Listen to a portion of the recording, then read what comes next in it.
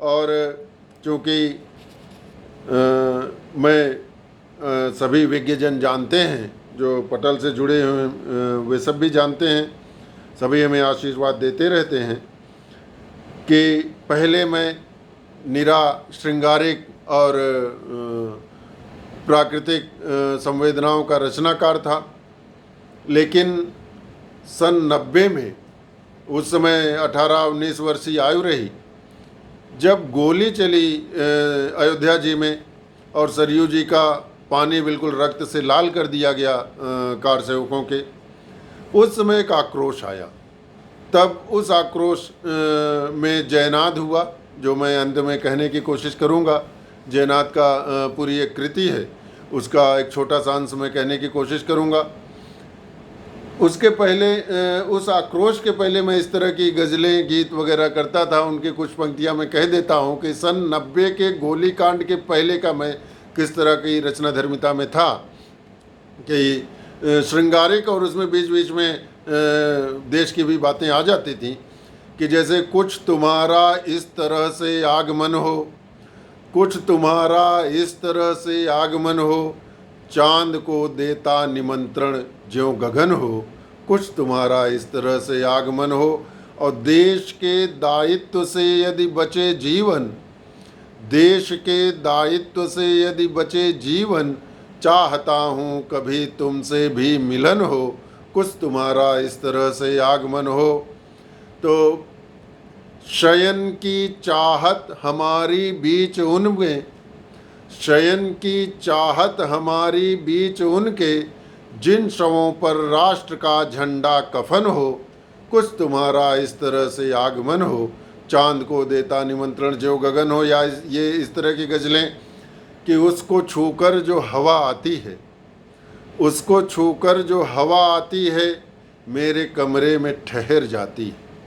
उसको छूकर जो हवा आती है, ये 90 के पहले की रचना है मेरी, कि उसको छूकर जो हवा आती है, मेरे कमरे में ठहर जाती है। और एक पहिए पे प्रीति का सर्कस, देख वो तालियां बजाती है, जिसको उसको छूकर जो हवा आती है, मेरे कमरे में ठहर जाती है।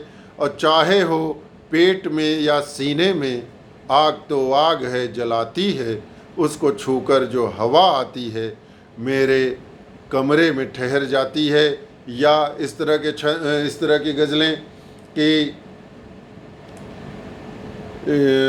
तन्हाई टूटे संवाद, मैं क्या बोलूं तू ही बोल, दिल में दोनों के उन्माद, मैं क्या बोलूं तू ही बोल। अब बाढ़ आ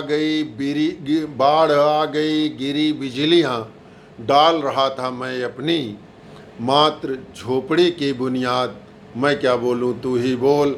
निर्देशों पर हंस लूं रो लूं, कठपुतली के जीवन में अर्थ न रखते हर्ष विषाद, मैं क्या बोलूं तू ही बोल।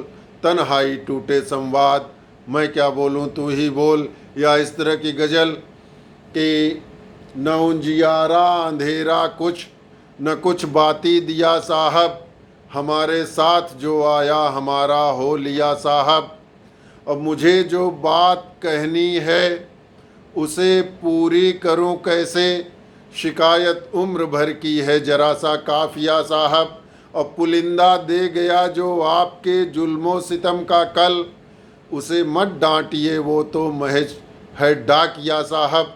न उजियारा अंधेरा कुछ न कुछ बाती दिया साहब, हमारे साथ जो आया हमारा हो लिया साहब।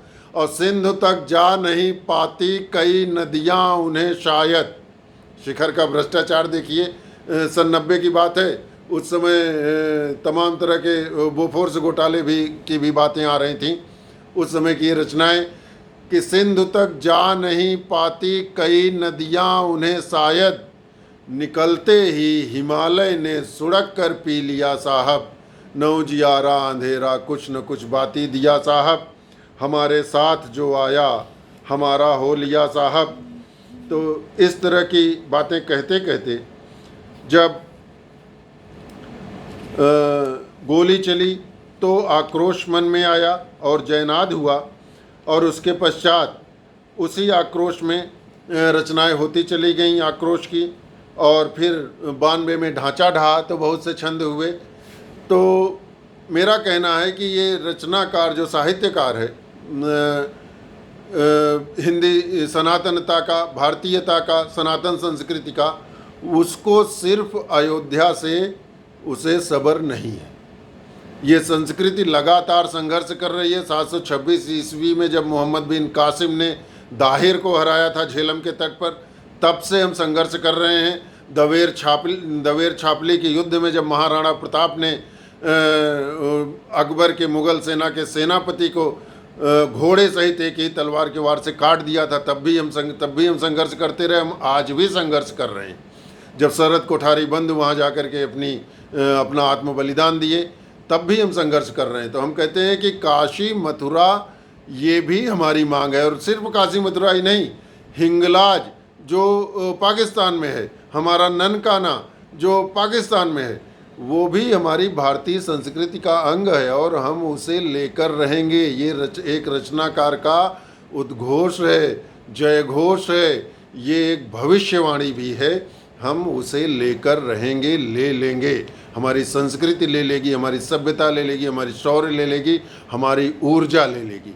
तो उस तरह का छंद ये जब ढांचा गिरा था, तब ये हुआ था कि बंधुक रो तकरार नहीं, हृदय मध्य न खींच धरो तुम खांचा, और श्याम व राम तथा शिव के जुड़ने पर भारत का बने सांचा।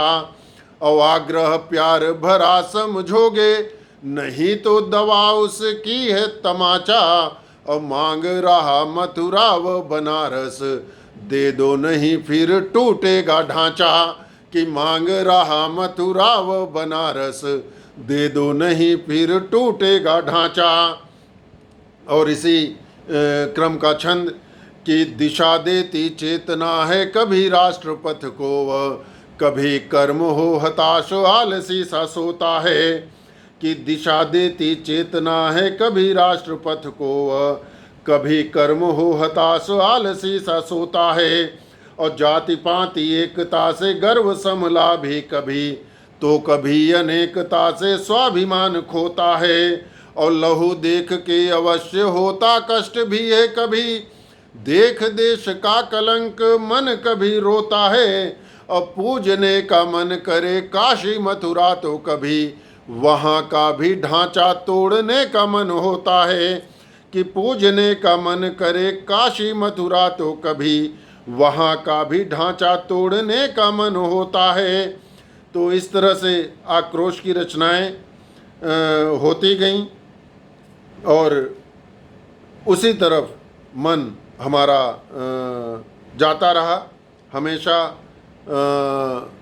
राष्ट्र की तरफ, और जो भारतीय संस्कृति पददलित की जा रही थी उसकी तरफ, और वो आक्रोश रचनाओं में निकलता रहा। उसी तरह का एक गीत मैं कहने की कोशिश कर रहा हूँ। ये गीत तब हुआ था जब हमारे सैनिक कश्मीर में पूरे हथियार बंद रहते थे और वो चाहते तो वहाँ आतंकियों के मोहल्ले समाप्त कर देते मिनट भर में, लेकिन उन्हें आदेश नहीं रहता था और उन पर पत्थर बरसाए जाते थे। तो वो सैनिक जो है उन पत्थरों से बचने की कोशिश, बताइए पूरा सारे तरह से आयुधों से लैस सैनिक पत्थरों से बचने की कोशिश करते थे। तब मन में बहुत क्रोध आता था, आक्रोश आता था, तब ये गीत हुआ था। और ये गीत मैं माननीय उच्च न्यायालय इलाहाबाद खंडपीठ लखनऊ के सभागार में जुलाई माह में ही पढ़ रहा था और उसके बाद 5 अगस्त को कश्मीर का समाधान हो गया था। तो वो गीत मैं कहता हूँ, वो आक्रोश आया था मन में जो पत्थर बरसाए जा रहे थे सैनिकों पर कि भारत धिक्कार रहा है कश्मीर को, ये भाव लेकर के उस समय के कश्मीरी उस लोगों को जो पत्थर फेंक रहे थे उनको धिक्कार रहा है, तो भारत कह रहा है। उस भाव में ये गीत हुआ था कि इतने पले सपोले निकले एक साथ बांबी से ऐसे, इतने पले सपोले निकले एक साथ बांबी से ऐसे, पत्थर बनकर बरस रहे हैं मेरी ही सेना पर कैसे। इतने पले सपोले निकले एक साथ बांबी से ऐसे, तो मैं भारत ओ कश्मीर तुझको केसर क्यारी कह डाला। मैं भारत हो काश्मीर तुझको केसर क्यारी कह डाला, इतने जहरीले नागों को फिर क्यों कर तुमने है पाला। तो फूलों की घाटी में लहू बिछाकर गंदली किया